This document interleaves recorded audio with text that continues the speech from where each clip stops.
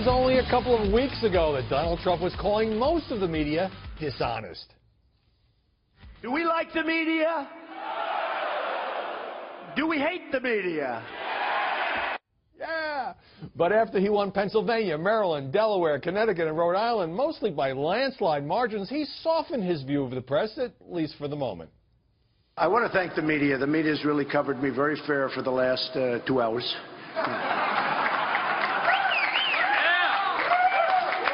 No, they've been really very fair over the last few weeks. But a very different message from Ted Cruz as he was finishing third behind John Kasich in 4 of those 5 states.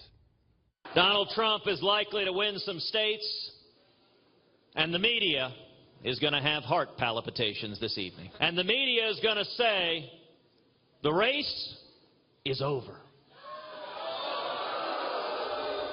There was a ton of media attention when the Cruz and Kasich camps announced they would split up 3 states to give the other a better chance of derailing Trump, at least until reporters got to ask the candidates about the deal. Directly tell your voters in Indiana to support Ted Cruz? No, we're not. I'm not going to go tell anybody how to vote. But look, I mean, this is a matter of resources. Is this collusion? Is it collusion? No. What does that even mean? How is it not collusion? What do you say to those people, though, who say that it's collusion, Senator? I just respectfully go at you at that again. Donald Trump is saying that you are colluding, and we expect to hear that from him again and again on the campaign trail. Look, I understand that Donald will whine. That's what he does. Donald is a sore loser. Joining us now to analyze the coverage of the race, Amy Holmes, a political commentator and former television anchor. Susan Faricio, chief congressional correspondent for the Washington Examiner. And Joe Trippi, a Democratic strategist and Fox News contributor. So, Amy, I had to adjust the volume on my set. Donald Trump saying something nice about the media. But let me play one more soundbite for you. And this is Joe Scarborough on MSNBC's Morning Joe talking about the pundits sort of coming around on Trump after that 5-state sweep. Let's take a look.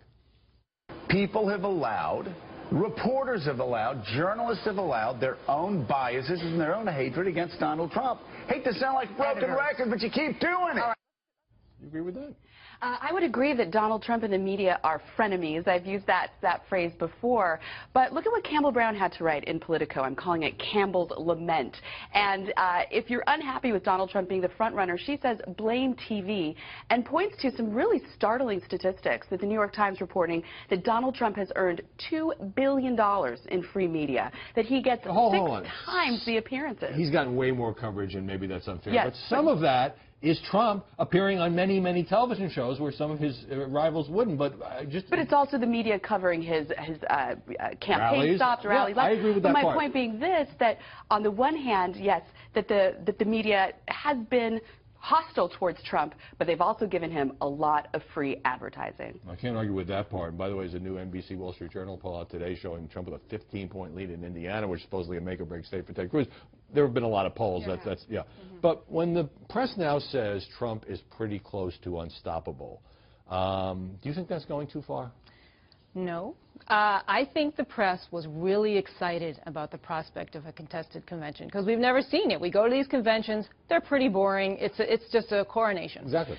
But that's looking less and less likely now, just because the math is the math, and he is much more likely to become the nominee. Ted Cruz has almost no path there. And this big win where he got 60% of the vote, I think that's when you really saw the shift, where the media started to say, you know what, this probably is going to happen. And the chance of a contested convention is really shrinking down to unlikely just because Cruz has just deflated in these past 5 races. Well, briefly, what about Scarborough's point that perhaps the media would have come to this consensus earlier, except that many were invested, either they don't like Trump personally or they were invested in this notion that he was a crazy outsider. Yeah, I heard him say that. And, you know, when he says the media, who is he talking about? Is he talking about me? I'm just a reporter out there covering the races. Is he talking about the opinionators who are kind of woven into the media now and are part of the mix?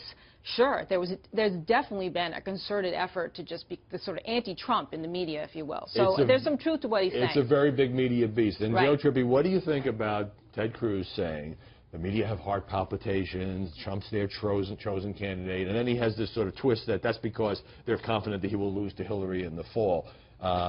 Does he have a point, or is this what you say when you're trying to deflect attention from losing 6 straight contests? I think it's what you say when you're losing 6 straight contests. I mean, the fact still is that Cruz, I mean, he picks Farina right now as VP. Why? To get attention. And that's what Trump has been doing. Trump gets attention because he says things that gets attention, and the press is going to cover that. We went through the whole place art. where it's a skill. I mean, when you ran campaigns, didn't you try to do things to get the press to cover you? Sometimes it's a policy speech to try to get people to cover you. But you know, when Rubio tried to start saying outlandish things to get attention, it worked. He got a ton of attention. It just didn't get him any votes. But I think Ted Cruz also, there's another strategy at work, and it's not just to deflect attention from his losses, but blaming the media, attacking the media is the red meat that the right loves. The media is the right's favorite, target. Right. It worked for Trump, because Trump's been blaming the media all along, so if Cruz gets on that bandwagon, maybe it can work for him. Trump has always been in the strange position of being attacked by both liberal pundits and many conservative pundits. But now they have this whole other debate. Is Trump being presidential enough? So first he was going to be very presidential. Then when he called John Kasich's eating habits disgusting, people said, okay, he's being less presidential. But are they noticing that overall he has toned it down on Twitter? He is not going after journalists by name the way he used to. He's even sitting down for a primetime interview with Megyn Kelly. So I would say that he has toned it down, but he still likes to take his shots. He's still Trump. He's still Trump. He hasn't lost his inner Trump. Yes, and he still talks. He said, talks about lying Ted and so forth.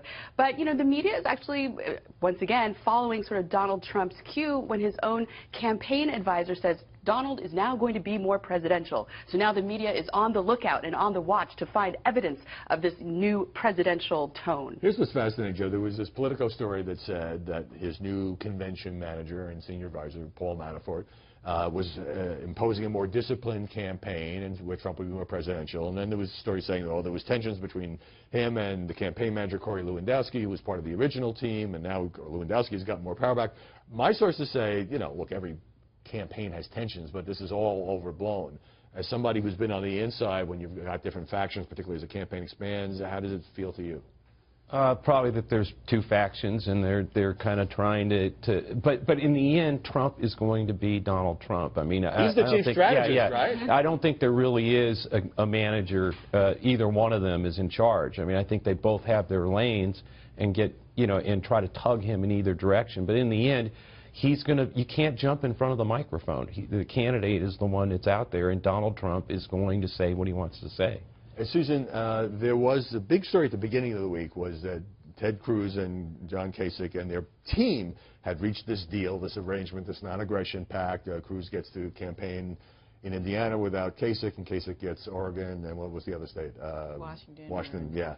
So the media kind of laughed that out of the room as being a ridiculous idea. Do you think that was warranted or borne out by I don't know why they laughed it out of the room, because it's something that goes on in politics. It's just something that doesn't get exposed. They needed buy-in from the voters for this to work.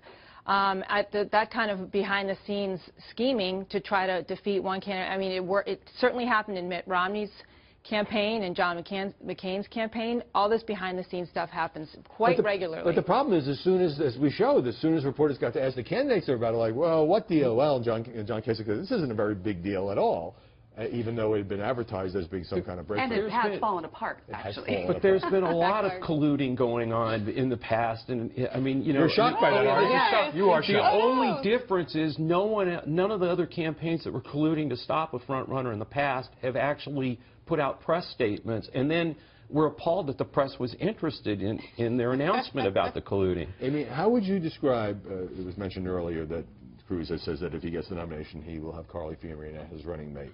The media's reaction to that. The New York Times, in a news story, not an analysis, not on the op-ed page, said this was a desperate move. Maybe it was a desperate move, but I was surprised to see that in the news story. How would you describe the reaction to Carly?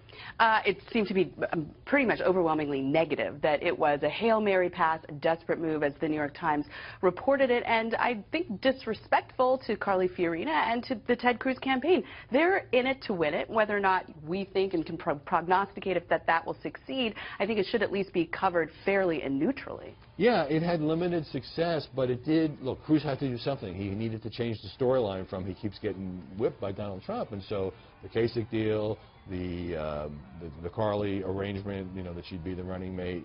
At least it got him some attention when he gave a speech introducing her. All the cable networks covered it live. It covered him live right the day after he just got trounced in 5 primaries. So it was stealing it back from Trump, which is, of course, a Trump strategy that has worked in the past when he's not done well in the primaries. You know, Cruz is running out of these Hail Mary passes because the game's about to end, basically. Well, when I was interviewing Carly Fiorina some months ago when she was a presidential candidate, this question, there had been all this sort of chatter about the VP slot. Let's take a look at what she said to me. Exhibit A, how often have I been asked the question whether or not I'm running for vice president? My male counterparts in this race are not asked that question. So there's no doubt that women still are caricatured and characterized differently. She viewed that as sexist, but I think there were a lot of candidates who the media decided are probably not going to go all the way, and maybe they're trying to be the number 2. What's your take? Well, a lot of people thought that about Martin O'Malley. A lot of people are asking about Kasich as well. So I don't think, or Rubio early on was, you know, whether he was going to end up on the ticket. So I don't think it was sexist at all. I do think it looks kind of desperate for Cruz to do it when he did it. But the real play there was, frankly, to try to get women in the party who Trump has huge problems with, to try to get them in some way to, it was a Hail Mary, try to get them to come over. Just briefly, Susan, there's a lot of mockery of Carly Fiorina singing a made-up song that she sang to Ted Cruz's daughters, but these are the same pundits who said she's too stern, she doesn't have a sense of humor, so it seems to me in some ways she can't win. I question that whole singing business, but you're right. There is a double standard for her. Women, I think, if there's one woman in a big field of male candidates, they're going to get that kind of scrutiny, and I think that's probably because she's the only woman in the field. I was thinking of breaking into song at this point, but I decided it's not the way to go. All right. You can email us, mediabuzz@foxnews.com, comments and questions about the media when we come back.